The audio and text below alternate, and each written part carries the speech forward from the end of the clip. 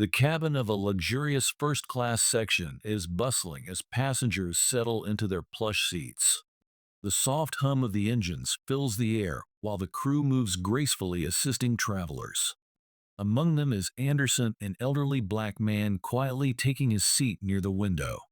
His demeanor is calm, and he blends into the sophisticated atmosphere of the cabin.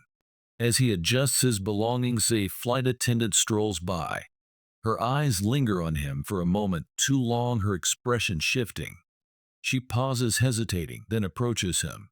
There is a noticeable edge in her tone as she asks, "Excuse me, sir, are you sure you're in the right seat?"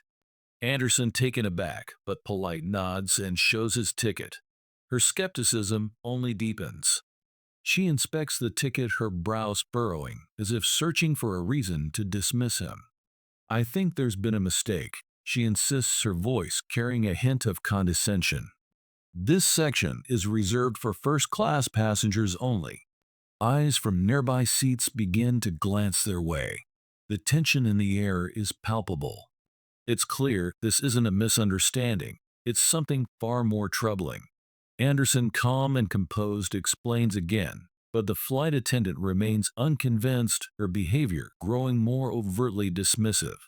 And just like that, an ordinary flight begins to unravel into an extraordinary story. Passengers begin boarding the plane, their footsteps echoing in the aisle as they file into their respective seats. First-class travelers dressed in sharp suits and elegant attire are greeted warmly by the cabin crew. The atmosphere is one of quiet luxury, with passengers settling in, flipping through magazines and sipping complimentary drinks. Among them is Anderson, an elderly black man. His movements are deliberate, as if carrying the weight of years of wisdom. Dressed simply yet neatly, he clutches a worn leather briefcase and moves to his assigned seat in first class. He places his belongings in the overhead compartment and takes his seat near the window, gazing outside at the bustling tarmac. Nearby, one of the flight attendants notices him. Her polished appearance, perfectly styled hair, crisp uniform, and a practiced smile suggests professionalism. But there's a flicker of something else in her eyes as she looks at him, a hint of doubt, perhaps even disapproval. Her gaze lingers a bit longer than necessary before she resumes assisting other passengers, but her thoughts seem preoccupied. As the cabin fills, Anderson sits quietly, exuding an air of dignity. But to the flight attendant, something about his presence in first class doesn't align with her expectations. Though unspoken, her biases begin to surface in subtle ways: a slightly colder demeanor, a glance that feels more scrutinizing than welcoming. The stage is set, though no one knows it yet. What seems like a routine flight is about to become anything but. The flight attendant circles back to Anderson's row, her steps deliberate, her expression tight. She stops beside him, offering a stiff smile that barely reaches her eyes. "Excuse me, sir." She begins, her tone polite, but laced with skepticism. "May I see your ticket again?" Anderson, calm and composed, nods and retrieves the neatly folded ticket from his pocket. She takes it, scanning the details with a furrowed brow, as if searching for an error. After a moment, she hands it back. "I think there's been a mix-up," she says firmly, her practiced professionalism giving way to a hint of condescension. "This seat is reserved for first-class passengers. Economy is just a few rows back." Anderson looks at her, his gaze steady and unwavering.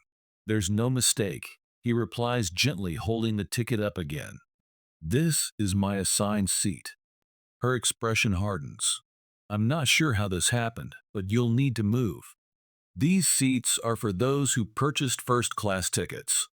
A few heads turn, passengers sensing the rising tension. Anderson, still calm, explains, "I did purchase a first-class ticket. I belong here." His voice carries no anger, only quiet dignity. But the flight attendant is unconvinced. Her insistence grows sharper, her words more clipped. "Sir, I'm asking you to move to economy. If there's been a misunderstanding, we can address it after takeoff." Anderson doesn't argue. Instead, he offers a simple, respectful response. "I've done nothing wrong." I'll stay here. His measured tone only seems to frustrate her further. The quiet tension between them is almost tangible, now drawing more glances from the surrounding passengers. The flight attendant straightens her posture, her patience visibly wearing thin. What should have been a straightforward moment of verification is quickly spiraling into something far more troubling. The flight attendant's posture stiffens as she stands beside Anderson, her face now a mask of authority. "I'm sorry, sir, but you need to leave this seat," she demands again, her voice sharper this time. The polite tone is gone, replaced by something colder, more forceful. "I'm not asking again." Her words draw the attention of several nearby passengers. A couple in the front row exchange confused glances, their quiet murmurs growing louder. "What's going on?" one whispers to the other, watching the growing tension. Anderson remains calm, his hands resting gently on his lap, his gaze steady. "I've already explained," he repeats, the weariness now creeping into his voice. "This is my seat. I've paid for it." But the flight attendant isn't listening. She steps closer, practically towering over him now. "You don't belong here," she says, voice rising. "You'll have to move to economy, or I'll have to get security." At this, a woman seated a few rows back leans forward, her face tight with concern. "Excuse me, ma'am," she interjects, her voice calm but firm. "That man is in the right seat. He showed you his ticket. What's the problem?" The flight attendant briefly looks at the woman, her gaze cold, but she doesn't back down. "This is none of your business," she snaps, turning her attention back to Anderson. A man sitting across the aisle, visibly uncomfortable with the growing tension, clears his throat and speaks up. "Hey, leave him alone. He's not causing any trouble. You should apologize." The flight attendant shoots him a glare, her patience now fraying at the edges. She's becoming visibly agitated, her hand gripping the seat back as if trying to steady herself. More passengers are starting to take notice, their eyes drifting toward the confrontation. The atmosphere in the cabin grows heavier, as if everyone is holding their breath, waiting for what will happen next. Despite the mounting pressure, Anderson stays composed, his voice soft but unwavering. "There's no need for this," he says, his tone gentle. "I just want to sit in my seat and be left alone." But the flight attendant's hostility shows no signs of waning. She's now openly ignoring the support from surrounding passengers, her focus entirely fixed on the man she's determined to remove. The situation is escalating quickly, and it's clear that this isn't just about a ticket anymore. Something far deeper, far more troubling is unfolding right before everyone's eyes. The flight attendant's patience has completely dissolved. She stands firm, arms crossed, blocking the aisle, as if daring Anderson to defy her authority any further. Her gaze is cold and unyielding, but her voice cracks with tension. "I'm giving you one last chance," she warns, her words heavy with finality. "Either you move to economy, or I'll have to call security to remove you." Anderson's hands tremble slightly, but his composure doesn't waver. He looks up at her, then around the cabin, at the growing number of eyes fixed on them. He stands slowly, without protest, as if trying to avoid further confrontation. But there's a clear sense of humiliation in his movement, his dignity stripped away by the force of the flight attendant's demands. "I'm not moving," he says softly, but the flight attendant is resolute. She steps aside, gesturing to the aisle as if to make room for the security personnel she's clearly prepared to call. A hushed silence falls over the cabin as Anderson makes his way down the narrow aisle, the eyes of every passenger following his every step. The air feels thick with discomfort and disbelief. The hum of the engines, once a comforting sound, now seems distant as the tension rises. As he nears the rear of the cabin, a flight attendant stands in his path. Without ceremony, she directs him toward the economy section, where rows of seats look more cramped and less inviting. Anderson's heart sinks as he's led through the cabin, the whispers of passengers echoing behind him. His eyes, though heavy with the weight of the moment, never seem to falter. He keeps his head high, though the sting of humiliation is impossible to ignore. As he takes his new seat in the economy class, it's clear that he's not just being moved, he's being demoted, cast aside in front of the eyes of all the passengers. The contrast between the luxurious first-class seat he once occupied and the cramped economy seat he now occupies couldn't be starker. The flight attendant doesn't look back at him as she returns to her duties, but her actions have left a deep mark. Anderson sits quietly, trying to make himself as small as possible, but the humiliation lingers. The tension in the cabin remains thick, and though the plane prepares for takeoff, it's hard for anyone to shake the unease that hangs in the air. As the plane begins to taxi down the runway, the flight's tension is far from over. In the cockpit, the crew prepares for takeoff, while in the cabin, passengers remain uneasy, exchanging whispers about the scene that just unfolded. Among the first-class passengers, however, is one man who has been quietly observing from the back of the cabin, his attention drawn to the commotion earlier. He's an older man, his face sharp, but familiar to anyone who's flown with the airline before. He sits back in his seat, his phone in hand, staring at the screen as he watches an incoming message. His expression changes as he reads it, his brow furrowing with concern. Without hesitation, he taps a button and sends a quick reply. Moments later, a flight attendant enters the cockpit with urgency, her voice low, as she speaks with the captain. The message has been received, and the airline's owner has been notified of the incident. The man's identity, now clear to anyone who might recognize him, becomes a focal point of the cabin. He isn't just another passenger, he's the very man who owns the airline. As the cabin settles into a calm before takeoff, the owner stands and approaches the flight attendant who had been so quick to remove the elderly man Anderson.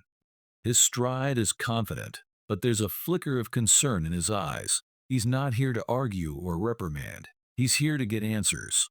He speaks directly to the flight attendant, his voice low but authoritative. "Can you explain to me why a passenger was removed from first class today?"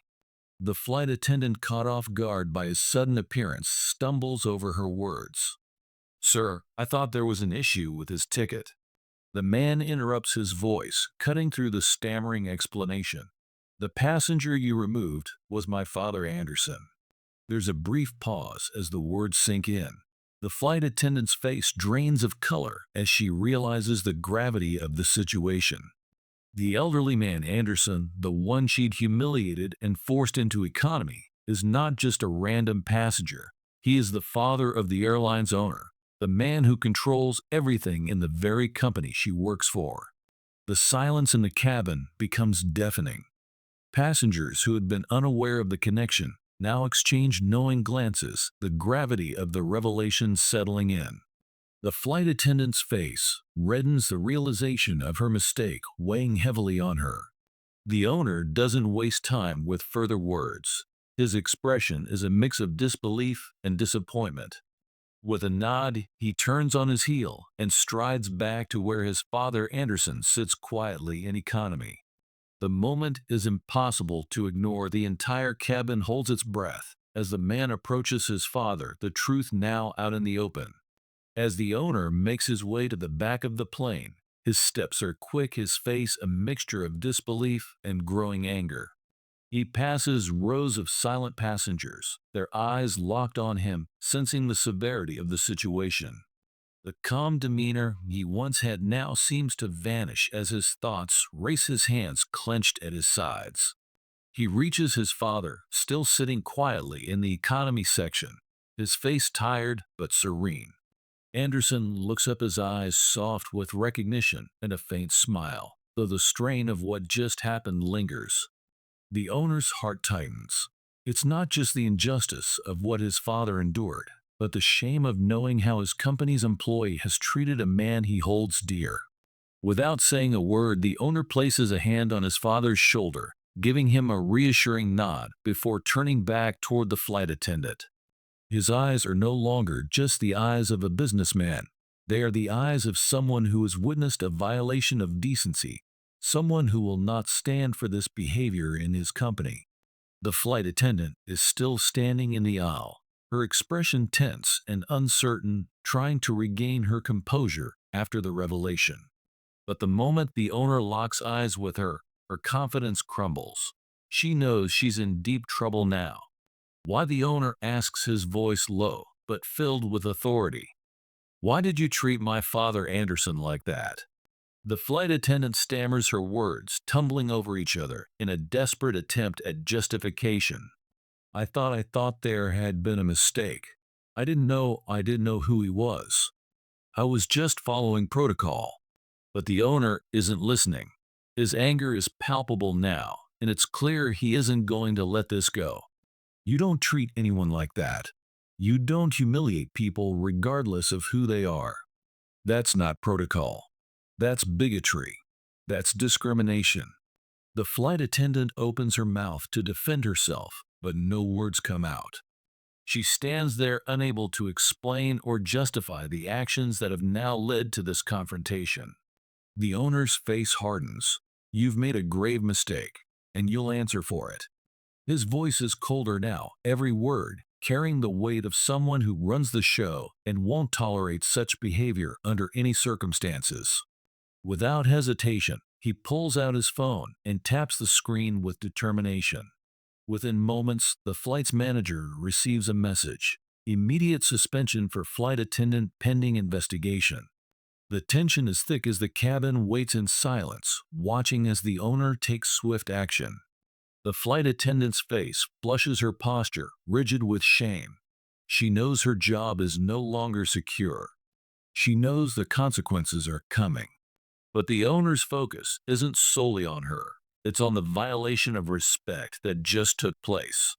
His father's presence in economy is a symbol of something much bigger: the importance of fairness, equality, and dignity in every corner of his airline. And he'll make sure that this doesn't happen again. The events of the flight did not end when the plane touched down. The owner made sure of that.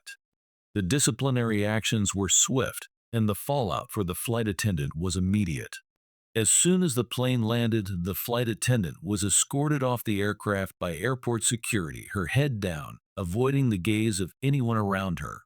The owner had already spoken with the airline's HR team, and it was clear there would be no leniency. The flight attendant was suspended indefinitely, pending an investigation into her conduct. In the following days, the airline's management held an emergency meeting to discuss the incident. The company had always prided itself on providing exemplary service, but this event, fueled by prejudice and a blatant disregard for customer dignity, had shaken the foundations of their reputation. The decision was made quickly. She would be terminated. The airline's public statement was issued within hours, acknowledging the severity of the incident and apologizing for the flight attendant's actions. We deeply regret the unfortunate incident that occurred aboard Flight 246. The behavior exhibited by one of our employees was completely unacceptable and does not reflect the values or standards we uphold at Crown Airlines. We have taken immediate action to investigate this matter and ensure that appropriate disciplinary measures are taken. We are committed to providing a safe and respectful experience for all passengers, and we will continue to hold our staff to the highest standards of professionalism and integrity. The statement went viral, spreading quickly across social media as passengers and concerned citizens praised the airline for taking swift action. But the public wasn't easily satisfied. Many expressed their disappointment that such discrimination had happened in the first place, urging the airline to do more to prevent similar incidents in the future. In response, the airline announced they would be implementing new diversity training for all staff, focusing on respect, cultural sensitivity, and preventing discrimination in any form. The airline's CEO also promised to ensure that their hiring and training practices were revised to avoid any future bias from creeping into their customer service. While the flight attendant's fate was sealed, the company's effort to address the problem was far from over. The owner personally reached out to passengers who had been on the flight, offering apologies and complimentary travel vouchers, ensuring that no one left the experience feeling ignored or dismissed. But the damage had already been done, and the airline knew that regaining public trust would take time. Though the right steps had been taken, the event served as a stark reminder of the importance of empathy, fairness, and accountability in every part of the service industry. The airline, for all its effort, could not undo what had happened, but they would make sure to prevent it from happening again. The incident aboard that flight goes far beyond a single employee's mistake. It serves as a painful reminder of how deeply ingrained discrimination and prejudice can be even in spaces where we least expect it. The flight attendant's behavior wasn't an isolated lapse. It was a reflection of biases that can creep into our daily interactions, affecting the way we treat one another based on appearances, age, and race. In the airline industry, customer service is paramount. Passengers expect to be treated with dignity, respect, and care, especially when paying for a premium service like first class. But this incident shines a light on the reality that despite these expectations, there are still moments when people are unfairly judged or marginalized. Anderson's experience was not just about a seating mix-up, it was about the unspoken assumption that someone like him didn't belong in that space, that he was out of place, simply because of how he looked. What happened on that flight is a reflection of larger societal issues where people are too often judged by their appearance, their age, or their background. And while the flight attendant's actions were extreme, they are not the only ones guilty of holding biases. Many of us knowingly or unknowingly make similar judgments every day. This incident has a ripple effect, sparking a larger conversation about how we view others in everyday life. It reminds us that respect isn't just about politeness or following protocol. It's about recognizing the humanity in every person regardless of their outward appearance. Whether in an airport, on a plane, or in any other public space, we should strive to see each individual as equal, deserving of the same treatment and consideration. It's crucial for all service industries, especially those in customer-facing roles, to understand the impact of their actions. When people are treated with disrespect, it doesn't just hurt them in the moment, it can chip away at their sense of belonging, dignity, and trust in the systems meant to serve them. Every interaction matters, and every passenger, no matter their race, age, or background, deserves to be treated with the same level of courtesy and professionalism. This situation also underscores the need for broader systemic change, not just within the airline, but in all service industries. Diversity training, ongoing education about unconscious biases, and a commitment to holding people accountable are steps in the right direction.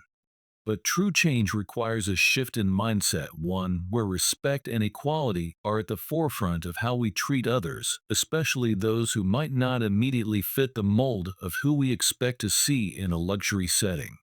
At its core, this incident calls for reflection. It's a reminder that prejudice in any form is harmful, not just to the individuals affected, but to society as a whole. By taking a hard look at our biases and choosing to act with kindness and fairness, we can begin to undo the damage that has been done and create a world where everyone truly feels they belong. This story serves as a powerful reminder of the importance of respect and fairness, no matter who we are or where we come from. The flight attendant's actions may have seemed like a minor mistake at first, but they exposed a deeper issue of prejudice that can impact how we treat others every day. The key takeaway here is that everyone, regardless of their appearance, background, or age, deserves to be treated with dignity and respect, especially in spaces where we expect to feel safe and valued. As we reflect on this incident, it's clear that the fight against discrimination is ongoing. It's up to each of us to challenge our own biases and ensure that we treat every individual with the respect they deserve. How can we make sure that incidents like this never happen again? What steps can we take both personally and as a society to promote fairness and empathy? If you found this story impactful, don't forget to like this video and subscribe to our channel for more thought-provoking content. Together, we can keep these important conversations going and work toward a more just and respectful world for all. Please be aware that the story shared in this video is a fictional narrative created for entertainment purposes. It is not based on real events or individuals. Any resemblance to actual people, events, or situations is purely coincidental. We hope this story helps spark important conversations about respect, fairness, and the treatment of others in our society. Thank you for watching.